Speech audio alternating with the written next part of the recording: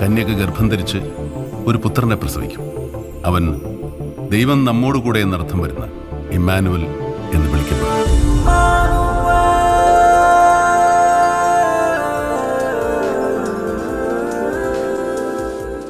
ഒരു പതിറ്റാണ്ടിന് ശേഷം മമ്മൂട്ടി ലാൽജോസ് ടീം വീണ്ടും എത്തുന്നു. നവാഗതനായ വിജയ് ശേഷി രചന നിർവഹിക്കുന്ന ഇമ്മാനുവൽ എന്ന ചിത്രത്തിലൂടെയാണ് ഇവർ വീണ്ടും മലയാളികൾക്ക് മുൻപിലെത്തുന്നത്. പട്ടാളം എന്ന സിനിമയിലാണ് ഇവർ അവസാനമായി ഒന്നിച്ചത്. മമ്മൂട്ടിയുടെ പേഴ്സണൽ മേക്കപ്പ് മാനായ ജോർജാണ് ഈ ചിത്രത്തിന്റെ നിർമ്മാതാവ്. പുതുമുഖം റീനു മാത്യൂസ് ആണ് നായിക. ഇതുകൂടാതെ ഫഹദ് ഫാസിൽ, മുകേഷ്, അപർണ നായർ, ഗിന്നസ് പക്രു, സുകുമാരി എന്നിവരും ഈ ചിത്രത്തിൽ അഭിനയിക്കുന്നു. കോക്ടെയിൽ, ട്രിവാൻഡ്രം ലോഡ്ജ് എന്നീ സിനിമകളിലൂടെ ശ്രദ്ധേയനായ പ്രദീപ് നായരാണ് ചിത്രത്തിന്റെ ഛായാഗ്രാഹകൻ. ഏപ്രിൽ ആദ്യവാരം ചിത്രം റിലീസ് ചെയ്യും.